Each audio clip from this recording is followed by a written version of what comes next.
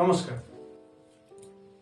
স্বাস্থ্য সমৃদ্ধি চ্যানেলে আজকে আপনাদের জন্য নিয়ে এসেছি এক বিশেষ আসন, যে আসনটা সম্বন্ধে আমরা জানি প্রত্যেকেই, কিন্তু এর সুফল কি কি সিস্টেমের উপরে এটি কাজ করে সেটা সম্বন্ধে আমাদের অতটা ধারণা নেই।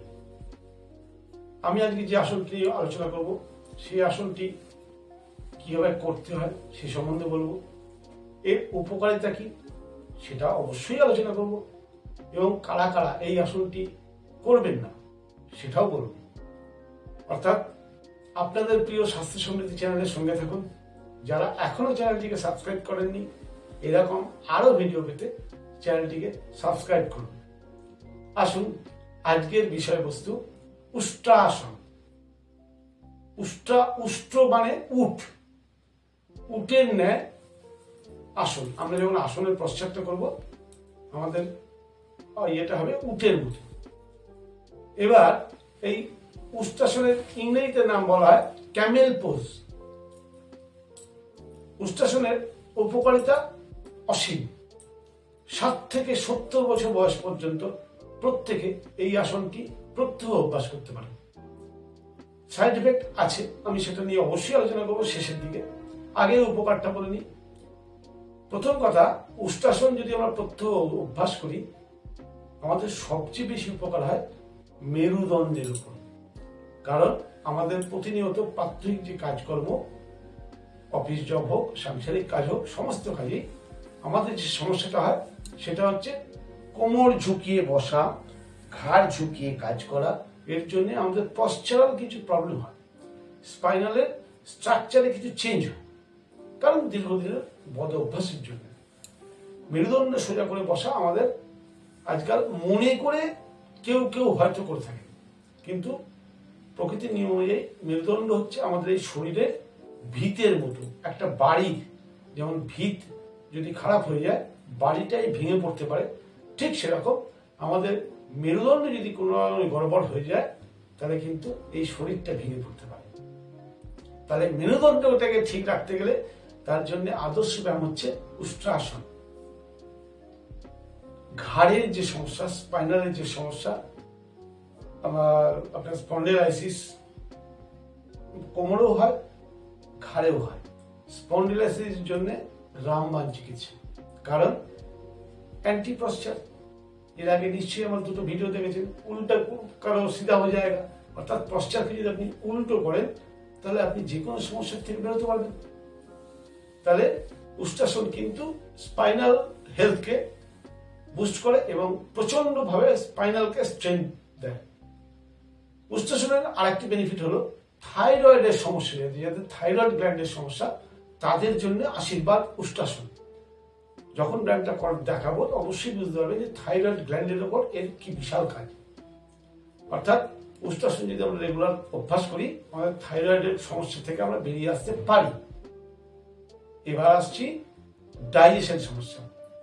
আমাদের স্টমাক ডিসঅর্ডার, গ্যাস, অম্বল, অ্যাসিডিটি, বদহজম, এই ধরনের যত ডাইজেস্টিভ ইস্যু, সমস্ত সিস্টেমের উপরে কাজ করে উষ্ট্রাসন। উষ্ট্রাসন রেগুলার যদি আমরা কেউ ফলো করি, উষ্ট্রাসনের আরেকটা বড় বেনিফিট সেটা হচ্ছে লাং হেলথ, অর্থাৎ ফুসফুসের যে কোনো সমস্যা। কেন ফুসফুস এত বেশি স্প্রেড হয়, ফুসফুসে এত ভালো ব্যায়াম হয় যে ফুসফুস হেলদি হয়। হ্যাঁ, রেগুলার অভ্যাসে যাদের হাঁপানি আছে, যাদের অ্যাজমা আছে, যাদের লাঙে কোনো ইনফেকশন আছে, তারা প্রত্যেকে প্রত্যহ ধীরে ধীরে এই আসনের অভ্যাস করতে পারে। জেনাইটাল অর্গান, আমাদের পুরুষ এবং স্ত্রীদের যে জননেন্দ্রিয়, তার স্ট্রেংথ বাড়ে। পুরুষদের প্রস্টেটের সমস্যার ক্ষেত্রে লাভকারী, পুরুষদের ইরেকটাইল ডিসফাংশনের ক্ষেত্রে লাভকারী। মা বোনেদের যে কোনো পিরিয়ডের সমস্যা, ইউট্রাসের সমস্যা, এর থেকে মুক্তি পাওয়া যায়, মুক্তি দিতে পারে উষ্ট্রাসন। তাহলে উষ্ট্রাসনের এত বেনিফিট। শোল্ডারের সমস্যা, আমাদের যে শোল্ডার, এই শোল্ডারের সমস্যা থেকে মুক্তি দিতে পারে উষ্ট্রাসন। যে আসন এত উপকার করতে পারে, সহজে আমরা ঘরে বসে প্রত্যহ যদি অভ্যাস করি তাহলে আমরা বহু রোগ থেকে মুক্তি পেতে পারি। আসুন আমি আপনাদের দেখানোর চেষ্টা করি উষ্ট্রাসন কিভাবে করতে হয়। দেখানোর জন্য সবচেয়ে বড় কথা, আমি যদি ঘুরে যাই আপনাদের দেখতে এবং বুঝতে সুবিধা হবে।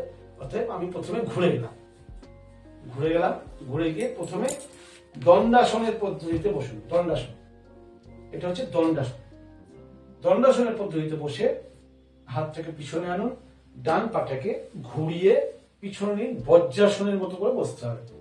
এই পাটাকে ঘুরিয়ে পিছনে নিন, এটা হচ্ছে বজ্রাসনের পোজ। বজ্রাসনে বসলে শরীরের বহু উপকার হয়। বজ্রাসনে এভাবে যদি আমরা বসি প্রত্যহ কি লাভ হয় সেটা নিয়ে আমার একটা ভিডিও করা আছে, যদি সম্ভব হয় দেখে নেবেন। বজ্রাসনে বসার পর এবার আমাদের কি করতে হবে, এইভাবে সোজা কোমর সোজা করে এইভাবে দাঁড়াতে হবে। যখন দাঁড়াবো তখন পাটা কিন্তু এই যে পাটা এই বজ্রাসনে আমার এরকম ছিল, পাটা এই পজিশনে করে নেবে, এক হয়ে গেল। এবার হাতটাকে এরকম ঘুরিয়ে শ্বাস নিতে নিতে গোড়ালি ধরুন, এই হাতকে ঘুরিয়ে শ্বাস নিতে নিতে গোড়ালি ধরুন, ধরে এইভাবে শ্বাস নর্মাল চলবে, শ্বাস বন্ধ করে রাখবেন না, মিনিমাম 30 সেকেন্ড। আর প্রথম দিন হয়তো পারবেন না, 10 সেকেন্ড, 12 সেকেন্ড, 15 সেকেন্ড এভাবে অভ্যাস করুন।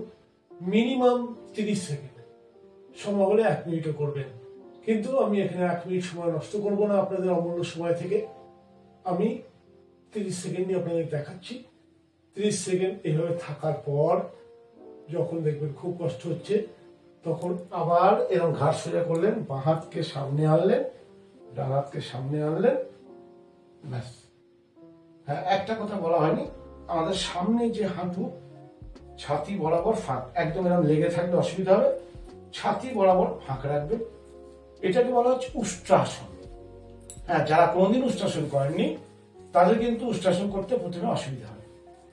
তারা এইভাবে এখানে না ধরে এখানে ধরেও করতে পারেন, এখানে ধরেও করতে পারেন।